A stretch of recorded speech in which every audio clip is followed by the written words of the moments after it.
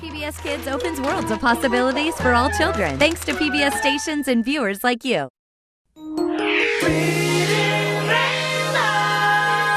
Butterfly in the sky, I can go twice as high. Take a look, it's in a book, a reading rainbow. I can go anywhere. Friends to know and ways to grow, a reading rainbow. I can be anything. Take a look, it's in a book, a reading rainbow. Reading rainbow.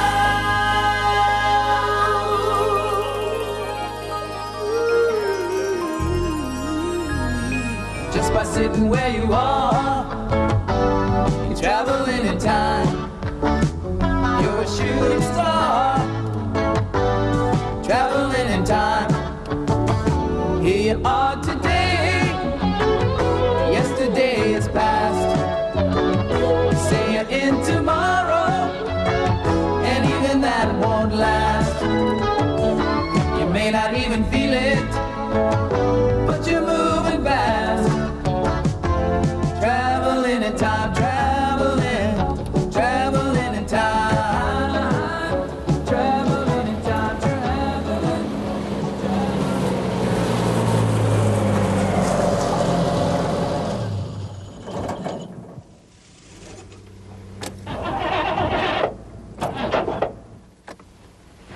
Hi there.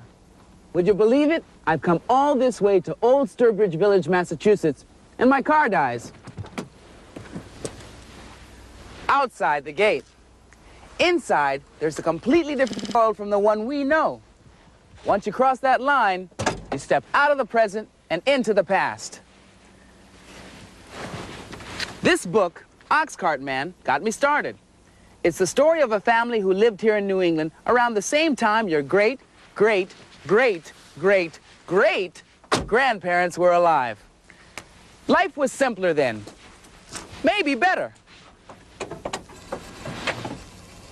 Or was it? Well, I came here to old Sturbridge Village to find out.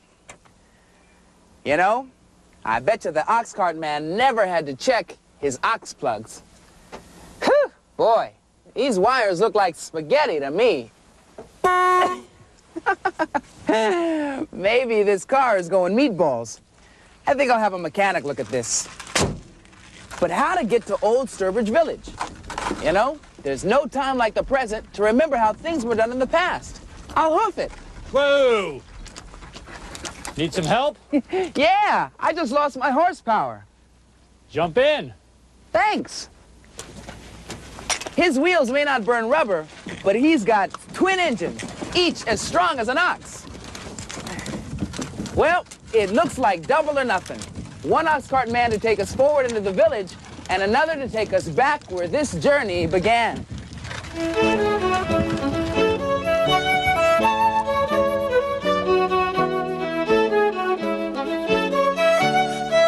Oxcart Man by Donald Hall. Pictures by Barbara Cooney. Read by Lorne Green. In October, he backed his ox into his cart, and he and his family filled it up with everything they made or grew all year long that was left over. He packed a bag of wool he sheared from the sheep in April. He packed a shawl his wife wove on a loom from yarn spun at the spinning wheel from sheep sheared in April. He packed 5 pairs of mittens his daughter knit from yarn spun at the spinning wheel from sheep sheared in April. He packed candles the family made. He packed linen made from flax they grew. He packed shingles he split himself. He packed birch brooms his son carved with a borrowed kitchen knife. He packed potatoes they dug from their garden. But first, he counted out potatoes enough to eat all winter and potatoes for seed next spring. He packed a barrel of apples, honey and honeycombs, turnips and cabbages, a wooden box of maple sugar from the maples they tapped in March when they boiled and boiled and boiled the sap away. He packed a bag of goose feathers that his children collected from the barnyard geese.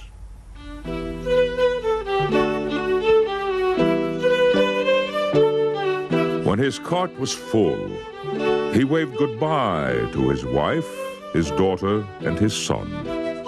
And he walked at his ox's head 10 days, over hills, through valleys, by streams, past farms and villages, until he came to Portsmouth and Portsmouth Market.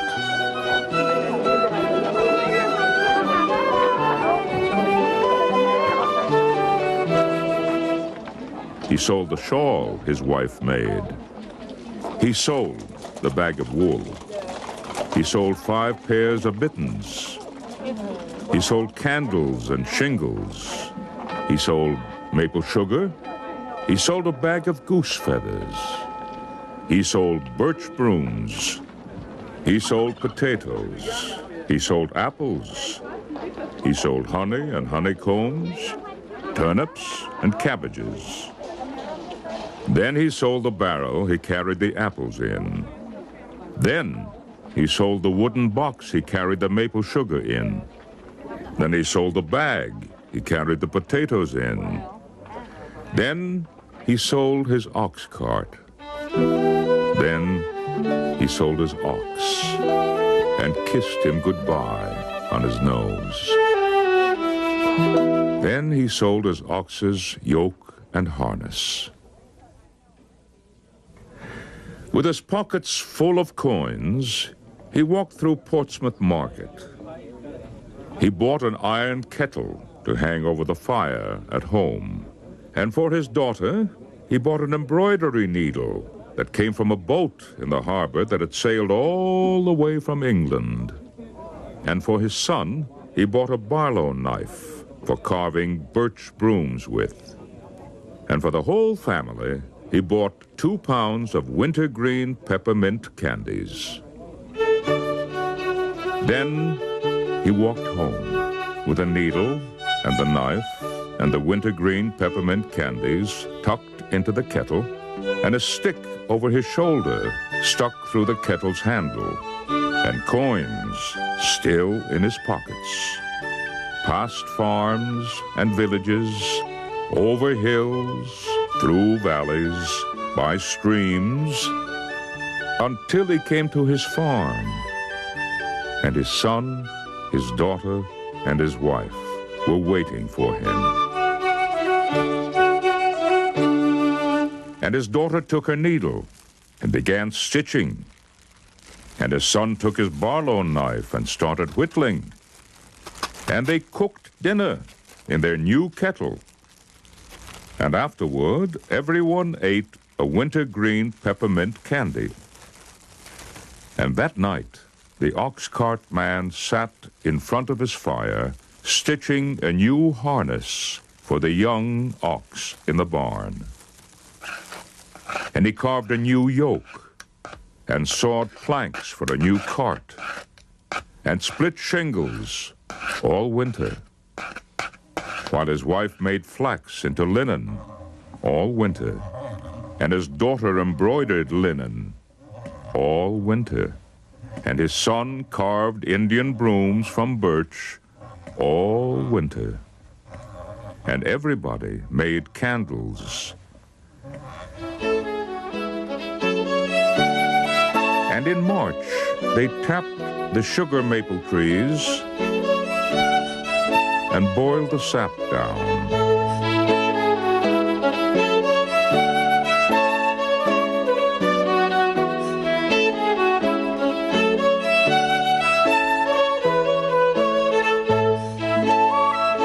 And in April, they sheared the sheep spun yarn and wove and knitted.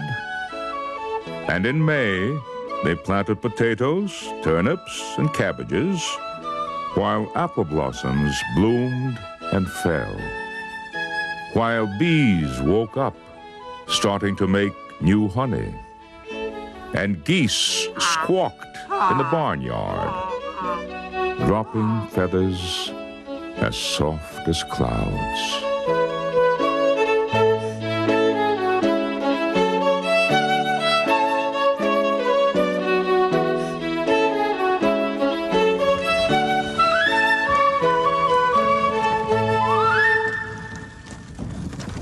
I feel as if I've stepped right into the pages of Oxcart Man.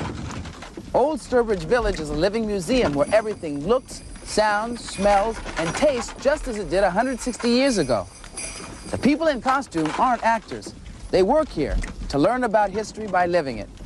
Keep your eyes open and you'll find out what life was like in early America.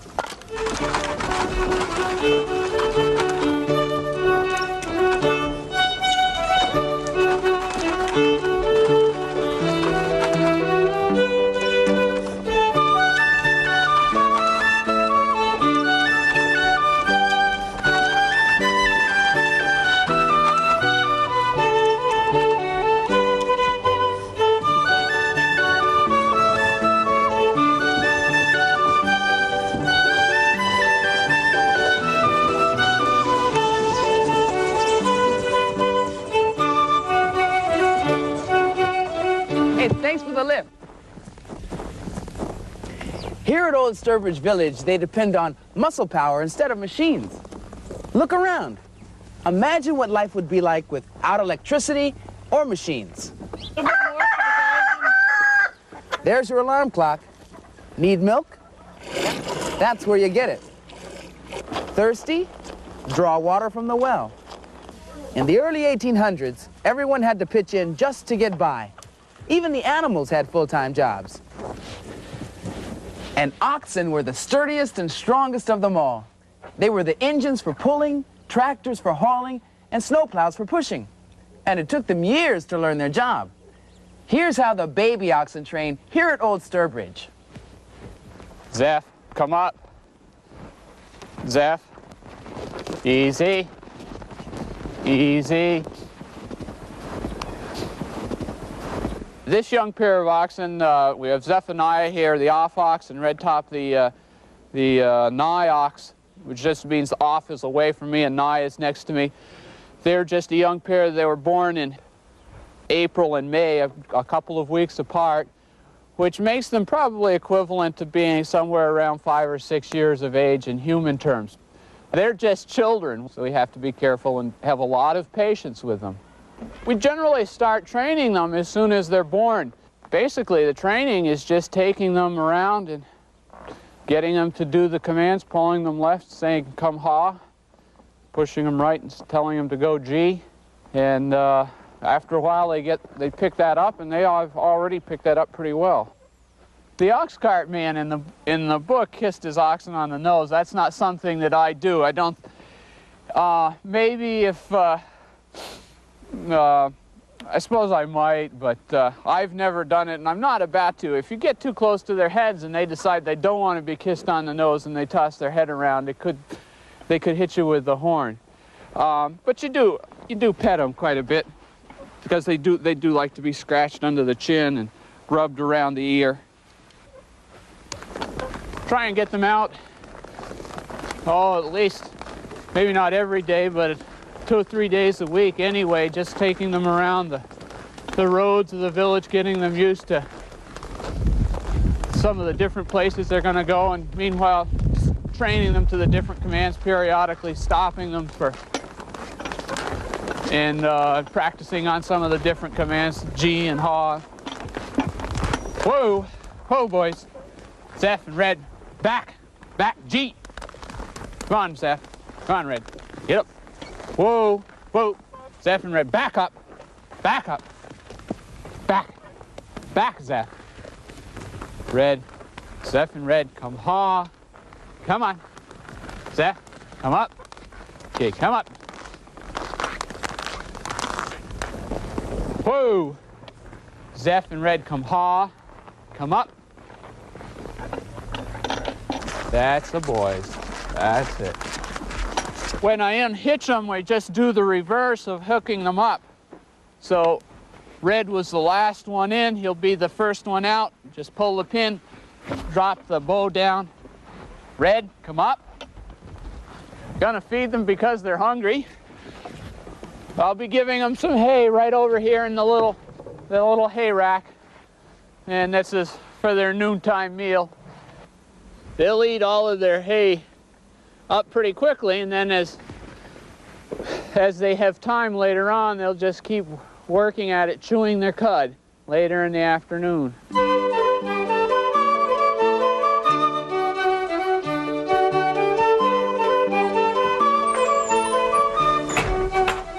No matter what century you live in, a warm kitchen is always a real treat on a cold day. Oh boy, this feels good. Something smells delicious. My favorite, fresh baked bread, hot out of the oven. And homemade butter, straight from the churn. Churning butter is like pouring molasses in January. Very, very slow. Not exactly like your kitchen at home, is it? And full of mysteries. What do you think this is? Well, it's called a pot hook, and you use it to pull the crane away from the fire. And what about this? A napkin server? A hot dog twirler? What do you think it is? You could use it as a weather vane, like see, stick it on your house and go like that, and it would go like this. A pot holder. What I'd do is I'd spin this thing around and I'd use it for a lawnmower. This is a cheese grinder, and it could be used by putting cheese in there and turning it. I would use it for,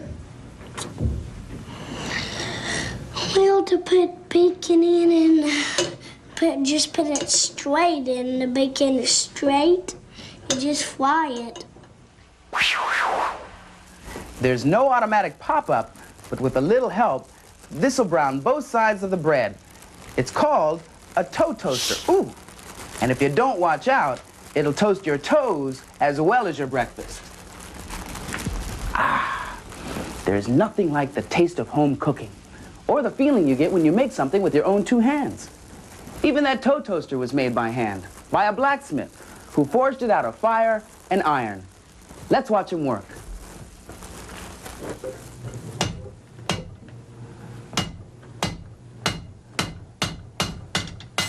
Woo!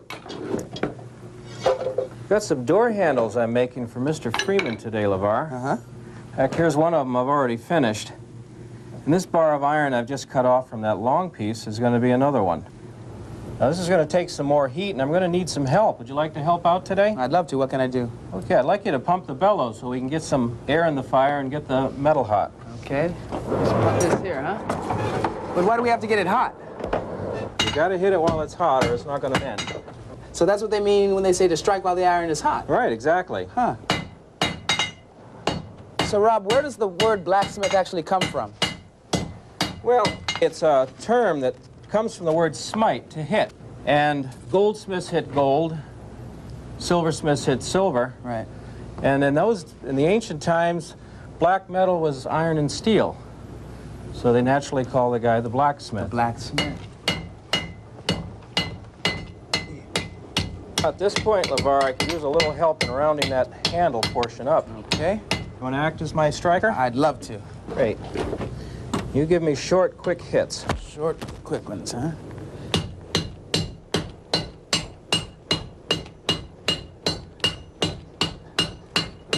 What are you doing now?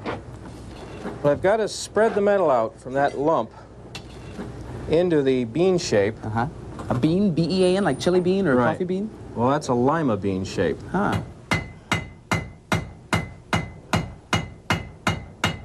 You going to help me bend the handle? Love to. Okay.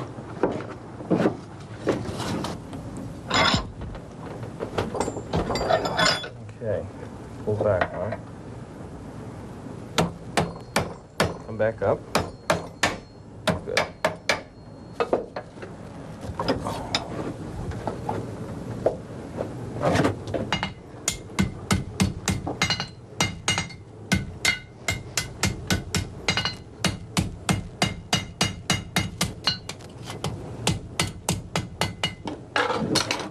in that just a little bit more in there.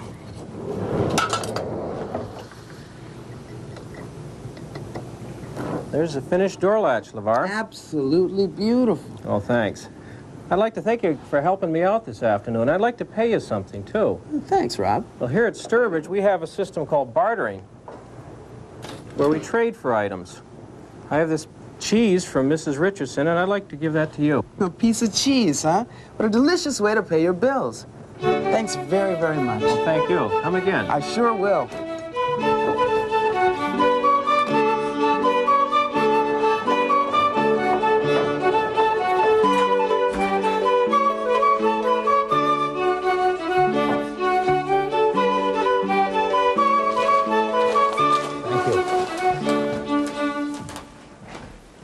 Need help? Boy, these are really terrific. I think I'll take them. Do you have an account with us? Well, no, but I do have a credit card. I don't leave home without it. Didn't use plastic in the 1800s. Don't you have something to barter? Barter? Barter? Oh, you mean trade? Yeah, how about this cheese? It's a deal. Beautiful. And handmade with love and pride woven right into the fabric. Most of the things in the early 1800s were made by hand. Forks and spoons, brooms, shoes, even books. This is what a children's book looked like in the early 1800s. And here we are at the Isaiah Thomas print shop, where the printer is setting some type. What you up to, Peter? Well, I've got the typeset on this, and I'm just putting a fancy border around the edge. Once that's done, we can lock it up and put it to bed and ready to print. Now, I have something already there. Would you like to see it? I'd love to. Well, let's go. 160 years ago, most books were being printed on machines like this. So a child would have been very lucky if he even owned one. So how does it work? Well, it takes two people. One has to put the paper in and operate the press. Right. The other has to ink the type. So if you would like to take that roller over there, give the type a couple of passes. Yeah, that's all it takes. Now I'll lower the frisket. The hole in the frisket enables the type to print through onto the sheet of paper, but keeps the margins clean. Now I lower the paper onto the type. You grab that handle and roll it under the platen. Right. Of course, you'd have to do this a little faster back then. Right. And pull that lever. Just hang on to it when you go to return it. Well, this looks like it takes some elbow grease, but it's really pretty easy. Oh, it's a modern press. Just roll it out, and then just do everything in reverse. Well, thanks to bookstores and free libraries, you can have more than one book. So if you liked Oxcart Man, well, then here are some others that you might enjoy, but you don't have to take my word for it.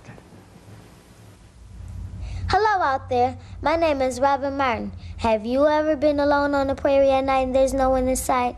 Well, this story, Wagon Wheels, is about 3 boys who do that, and it's real scary, too. Back in the pioneer days, the 3 Moldy boys and their father went out west for free land. They had to dig a hole in the ground to live there so the snow wouldn't get them. And one time when they ran out of food, the Indians came and saved their lives. The most exciting part came when the boys went out to meet their daddy. They went 150 miles and it took 22 days. They ran into snakes and coyotes and panthers, and they were all alone too.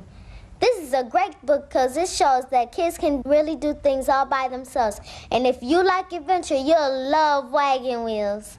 Hi, I'm Nirav Shah.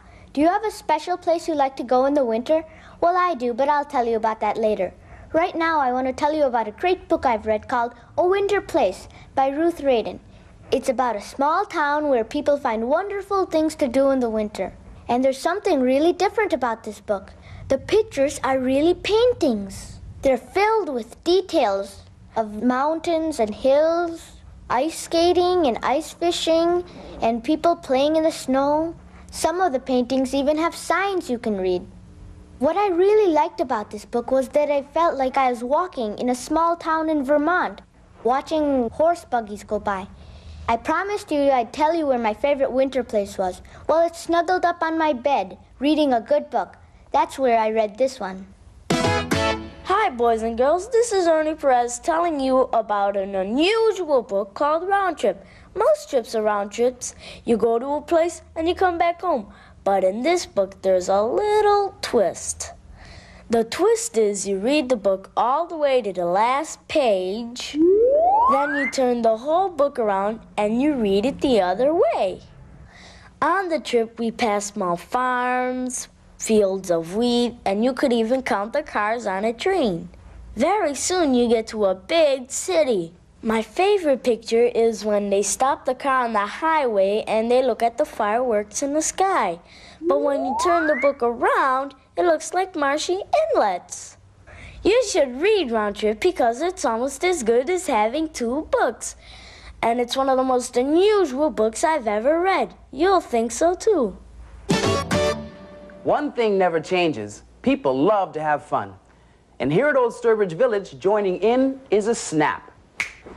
In some ways, maybe the olden days were the golden days. People lived closer to the land, more in harmony with nature. And the world seemed more their own because they crafted so much of it by hand. Looking back to see how far you've come shows how far you can go, and there are always new frontiers. But you have to find them. You're the new pioneers. LeVar, come join us. See you next time.